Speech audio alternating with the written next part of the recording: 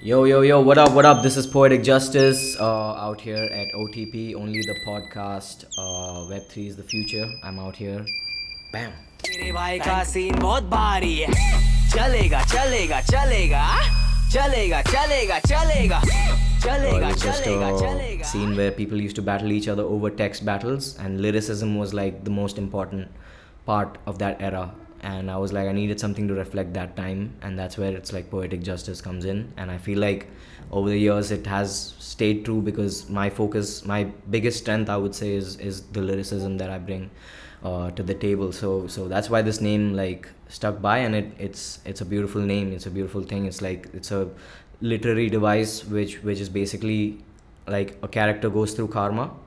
So poetic justice is the literary device used to used to not describe it, but it's the, what do you call it? It's a device that's used to refer to these instances in a story where the character faces good karma for the good that he's done and bad stuff for the bad he's done. So like over the years, staying with the name, being the person I am, like thinking about things in life and perspectives and stuff like that, I like this name. I changed my name recently. That was in 2016 17. But then that also came back, like poetic justice stuck throughout the years, and I think that's a culmination that's going to happen. So I was born in Mumbai. I was raised in the Middle East. I was in Qatar, Doha, Qatar. That's where I came to know about hip hop. By the way, I wouldn't know about hip hop. Like, Wow. yeah, Qatar. and not just that. Like, that's where I came to know about Indian hip hop. Like, it wasn't a hip hop scene, but that was the Orkut era, and like that was the social media era of the internet. I was listening to hip hop before getting into any of these communities. I saw, so I was like, I just started out text battle rapping. I saw these communities in India that was like, so Orkut was a lot of our people like on the platform, and there was like, Indian hip hop. I didn't even know it was growing there, and I saw these communities. I interacted with them. I started battling in them, and then I came to know, oh, this is what's happening in India. So when I moved back here, I was like, you know what, let me just keep doing this anyway. And then we met, like a lot of people in Bombay, especially, like they met from Insignia, and that was the first ever, like biggest. That was the biggest group of all time, like at that time, for text battles and stuff. It's been 14 years, yeah. Hey, 14 years. But if you ask me, when I really started rapping like as a musician, as somebody who understands what it's all about and not just a text battler, it's been like 7 6 7 years. But then I count the whole thing because it's levels, like it's a journey, and I feel like 14 years would be precise. I mean, the first thing I would say is like, this distinction of battle rappers can't make music is so wrong. It's an image that's stuck, I guess, by a few battle rappers who couldn't make music. And there are some battle rappers, like even when I was transitioning into music, I used to listen to battle rap artists as well as watching their battles and all that stuff as well. Even when I was like smack in the middle of being a musician, I was referring to their music and stuff. So I mean, I don't think that's true, but it's like battle rappers, if you are a serious, like a full-time battle rapper, there's an industry of battle rap like outside India basically. And if you are a full-time battle rapper, that itself puts you in another lyrical bracket. Like it takes you to a space where you're only thinking about bars all day, every day, 365.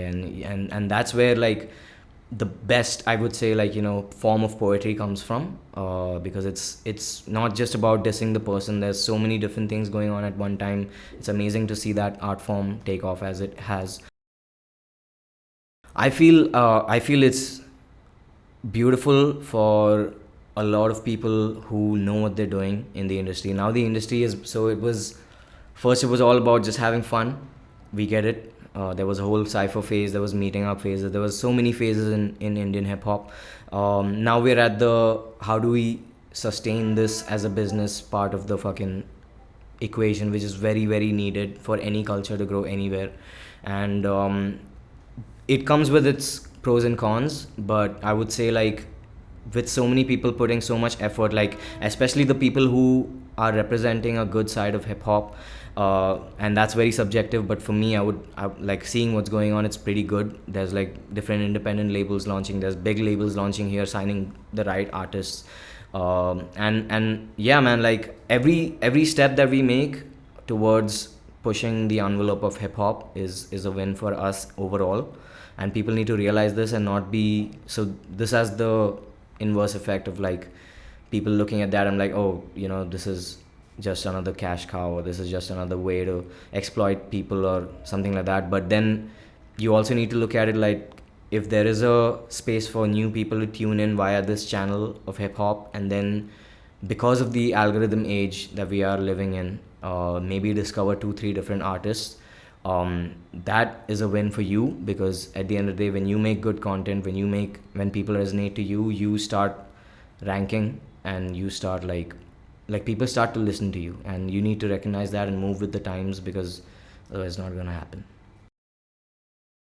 So yeah, I mean, if desert island, I would take my cell phone, my microphone, and the laptop, and whatever, all the recording equipment. Like, might as well just like create something. Shit, I don't remember, man.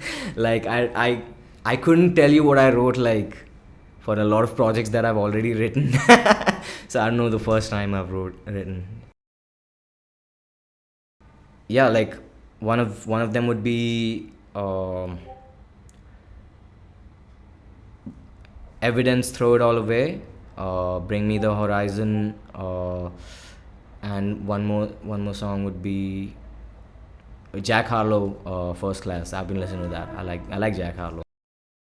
Right now I'm like a big fan of burgers, man. Burgers got me. Like, they got my heart. That is not a short answer. Okay. Like, okay, so a large part of making it is me able to finally do everything that I want with music and be financially stable doing that. So that is a big part of it. P. OTP. Oh shit! This is so like you're making me think right now, man. I mean, it's prosperity. I would say, it should be prosperity for all. Yeah. So that I mean, right now it is a character in the album. So that's where this whole mask thing and the name change thing, everything comes through, and when you listen to the album, you'll get it. So finally, it's gonna be out like November. I'm aiming for November. And this is Kalapani. This is Kalapani. This is the album that I've been working on for like 5 years now.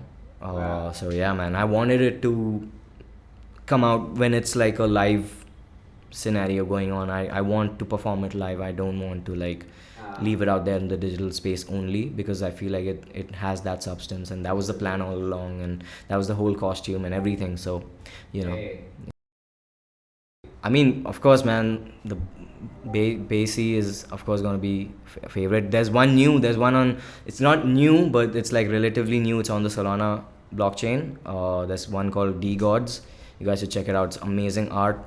Azuki is as well. I would tie with D Gods. It's that level. It's really dope. And besides that, I like doodles as well. So yeah, these three is like really really great. So I always keep tuning back to Street Academics. They're a crew from South India. They're an amazing crew, and I've they've been there since I've been there, and like they need as many ears as possible to them right now, because they're doing really really good. So, and they've been those people who have kept it pure and kept it to the culture. So Street Academics is going to be one artist that you guys should check out. Street Academics. I'm excited for like I am excited for the boom of Web3 that's gonna happen in these next years anyway. So that is something that I'm really excited for. Kendrick or Drake? Kendrick. Electric car or electric rickshaw? Ooh. I mean, you it's either me being selfish or like Philanthropist. No, man. Like I can't choose. I can't choose. Can I say I can't choose, or I have to You choose? can say that everyone. Now you have to choose. Right now, if you Okay. right now, electric rickshaw. Right now, maybe. Alia Bhatt or Katrina Kaif? Neither. Long hair or short hair? Short hair. Sunglasses or eyeglasses? Sunglasses. And last one, Poetic Justice or trap poetry? Poetic Justice. Easy. Yeah.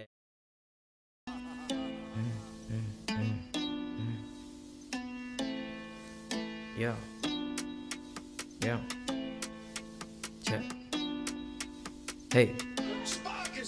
Hey. I can stay still like a robot. Soon as the beat hit, turn up. Girl, I can feel all the energy. Wish all my people prosperity. Peace and prosperity. Peace and prosperity. Peace and prosperity. Peace and prosperity.